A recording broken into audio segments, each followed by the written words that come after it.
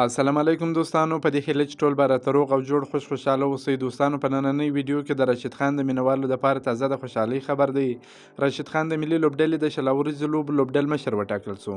د افغانستان کرکټ بورډ بالاخره د شل اوريزو لوبو لپاره لوبډل مشر وټاکي او د ملي لوبډلې مشهور او پیاوړي ورو توپ اچوونکی راشد خان د کرکټ د شل اوريزو سیالۍ د فارمیټ لوبډل مشر وټاکل سو. دا په داسې حال کې ده چې له دې وړاندې د ملي لوبډل مشري د محمد نبي په غاړه وه، خو له نړیوال جام وروسته هغه دغه مسؤلیت پرېښود او ویې ویل چې نور دا مسؤلیت نشي ترسره کولی. خو اوس د افغانستان کرکټ بورډ دوی عمومي رئیس ښاغلی میرویس اشرف د شل اوريزو سیالیو د لوبډل مشر په توګه د راشد خان د ټاکل کېدو په اړه وویل باید ووایم چې راشد خان د ملي لوبډلې حتی د کرکټ د نړۍ یو ځلاند او ستر اتل دی.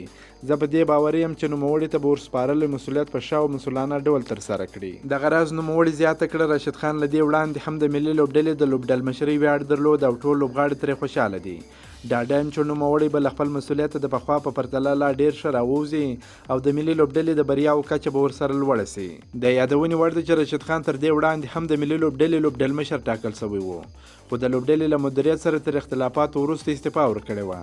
که مو دا ویډیو خوښه شوې در سره لایک کړئ او د خپلو ملګرو سره هم شیر کړئ. که په دې چینل کې نوی یاست پوپل سپورټ در سره سبسکرایب کړئ. د نور تازه معلوماتو لپاره هم زموږ سره اوسئ. تر بلې ویډیو پورې د الله په امان.